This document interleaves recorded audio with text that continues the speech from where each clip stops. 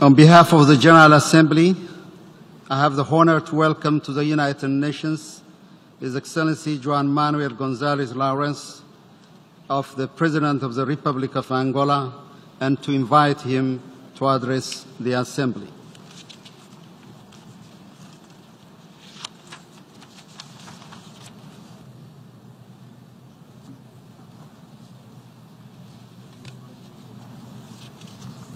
Excelências, senhores membros da mesa do Presídio das Nações Unidas, Excelências, senhores chefes de Estado e de Governo,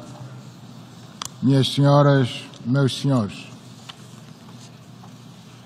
do alto desta importante tribuna, saúdo a todos os presentes, com votos de que este encontro constitua mais um passo decisivo na procura da paz e da segurança internacional e de uma relação mais justa e equilibrada entre todas as nações. Os conflitos político-militares e as enormes desigualdades econômicas ainda existentes representam uma ameaça permanente a toda a humanidade, o que nos leva a nos unirmos num esforço comum na resolução dos problemas reais que constituem as nossas prioridades, como a proteção do ambiente, a erradicação definitiva da fome e da pobreza, das doenças endémicas, do tráfico de pessoas e drogas, da imigração ilegal, do terrorismo e de outros atentados à paz, criando o ambiente adequado ao progresso social e ao desenvolvimento. Para se cumprir esse nobre desiderato, importa concentrar todo o nosso empenho na resolução pacífica dos conflitos, que levam alguns países a um clima permanente de tensão ou de guerra iminente. Defendemos o multilateralismo nas relações internacionais, pois só ele contribui efetivamente para a paz e a segurança mundiais. Assim, nunca é demais insistir na necessidade de uma reforma profunda da Organização das Nações Unidas para que possa melhor cumprir com a grande responsabilidade que tem na gestão e resolução de conflitos e na prevenção das guerras. Reiteramos a necessidade de se alargar o número de membros permanentes do Conselho de Segurança, contemplando nomeadamente a África e a América do Sul, pelo facto da atual composição que contemplou na altura, sobretudo as potências vencedoras da Segunda Guerra Mundial, já não refletir a necessidade de um mais justo equilíbrio geoestratégico mundial. Minhas senhoras, meus senhores, a tensão prevalecente na Península Coreana, que continua a pôr em perigo a paz mundial, deve continuar como uma das grandes preocupações da comunidade internacional. Encorajamos e felicitamos os esforços diplomáticos que vêm sendo feitos pelas grandes potências mundiais, nomeadamente pelos Estados Unidos da América, a Rússia e a China, no sentido de se fazer daquela parte do nosso planeta uma zona de paz e de segurança. Preocupa-nos igualmente o conflito do Médio Oriente, que se vem eternizando, sendo fundamental que as sucessivas e pertinentes resoluções do Conselho de Segurança das Nações Unidas sejam respeitadas, em especial as que dizem respeito à importância da criação de um Estado palestino independente, que convive em paz com o Estado de Israel e desenvolvam entre si normais relações de vizinhança e de cooperação econômica. Com relação à crescente tensão no Golfo Pérsico, onde se situam importantes reservas de crudo ameaçadas pelo conflito latente e na iminência de pôr em perigo a segurança energética mundial, apelamos à contenção de todas as partes envolvidas e que sejam encontradas as melhores soluções à mesa das negociações. A África, nosso continente, vem sendo assolada pelo terrorismo, sobretudo o de cariz fundamentalista religioso, que atinge países como o Mali, o Níger, a Nigéria, os Camarões, o Burkina Faso, o Tchad, a República Centro-Africana e a Somália, para citar apenas alguns. A comunidade internacional e a União Africana, em particular, devem prestar atenção à necessidade da normalização da situação política na Líbia,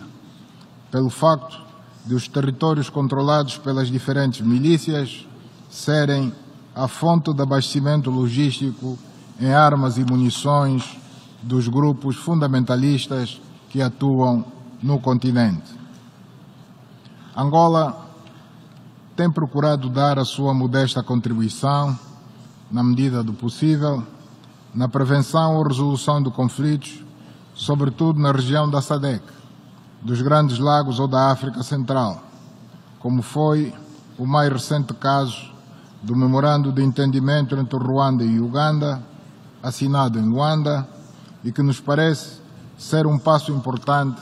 na prevenção de um conflito que se estava a incubar e na iminência de eclodir. Aproveitamos esta oportunidade para, desta tribuna, apelarmos ao fim do embargo econômico imposto há décadas a Cuba, sobretudo se tivermos em conta um facto recente de uma janela aberta de oportunidade de aproximação e regularização das relações. Permitam-me, igualmente, que exorte ao fim da guerra comercial que neste momento opõe duas potências econômicas, os Estados Unidos da América e a China, pelas consequências nefastas que já se fazem sentir na economia mundial. Minhas senhoras, meus senhores,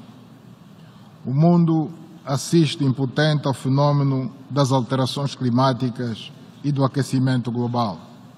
que se tem vindo a agravar, como comprovam os mais recentes estudos científicos, e o aumento galopante dos fenómenos naturais e suas consequências devastadoras, com o proliferar, um pouco pelo mundo fora, de uma série de tufões, ciclones, tsunamis, cheias ou ainda secas severas. Os exemplos concretos desse fenómeno multiplicam-se pelo mundo fora, o que nos leva a associarmos-nos àqueles que denunciam a irresponsabilidade dos que persistem em ignorar esses sinais e se sentem no direito de continuar a sustentar indústrias poluentes. Saudamos a iniciativa da realização recente de manifestações em centenas de países pelo mundo fora e que se constituíram num verdadeiro cordão humano em defesa da preservação do ambiente, em prol da defesa do planeta, nossa casa comum. Trabalhemos em conjunto pela preservação das florestas tropicais ainda existentes na América do Sul, em África e na Ásia, caso das florestas das bacias dos rios Amazonas e do rio Congo-Zaire, que, não tendo sido ainda totalmente devastadas pelo homem, são das últimas reservas renovadoras do oxigênio e absorvedoras do dióxido de carbono e do clorofluorcarbono, ambos destruidores da camada de ozono. Os Objetivos do Desenvolvimento Sustentável, que pretendem dar continuidade aos Objetivos do Desenvolvimento do Milénio, apesar de nobres e justos, mesmo assim não são, por si só, a garantia de melhores resultados no futuro. Para se alcançar o desejado desenvolvimento sustentável, importa que os objetivos contidos nessa agenda possam ser alvo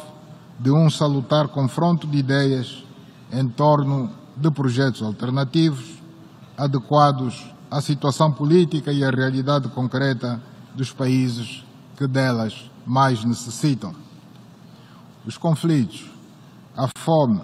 a miséria e a doença não se eliminam apenas com soluções políticas e burocráticas,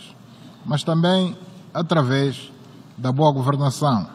do combate à corrupção e outros males sociais, da defesa do ambiente e do reforço de valores como a dignidade humana, a cidadania responsável e inclusiva, a justiça social e a igualdade de oportunidades. Nesse âmbito, importa salientar o papel reservado à juventude, a única força motriz capaz de vencer todos esses desafios. É importante que se aprofunde a qualidade da sua educação no plano técnico e cultural para que a sua formação específica não deixe de levar em conta o contributo dos grandes homens das diferentes culturas e civilizações que ao longo dos séculos nos ajudaram a compreender melhor e a amar o mundo e os nossos semelhantes. É com profunda esperança no empenho dessa juventude que mantenho o otimismo e continuo a acreditar que podemos legar um mundo melhor aos nossos descendentes. Minhas senhoras, meus senhores, falando de Angola em particular, gostaria de destacar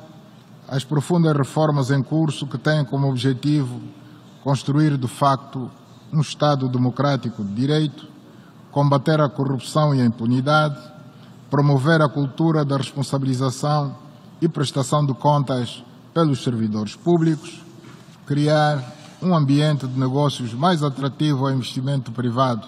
nacional e estrangeiro e, deste modo, aumentar a produção interna de bens e de serviços, reduzir as importações de bens de primeira necessidade, aumentar o leque e a quantidade de bens exportáveis e aumentar a oferta de emprego. O Executivo encara todos esses desafios com bastante seriedade e transparência.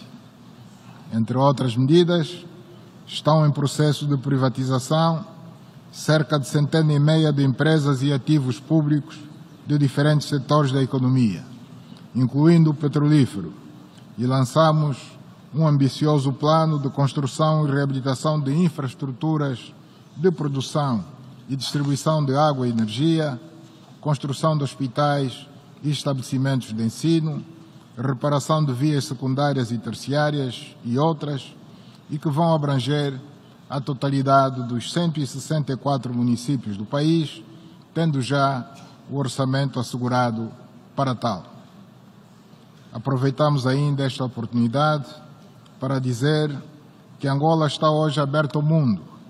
aberta ao investimento estrangeiro em todos os domínios da nossa economia. Muito obrigado pela atenção.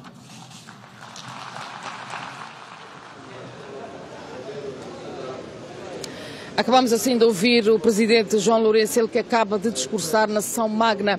da 74ª sessão da Assembleia Geral das Nações Unidas, um discurso que marca assim o ponto mais alto da sua deslocação a Nova Iorque. Nos próximos serviços noticiosos vamos trazer com certeza os pormenores deste discurso. Boa noite.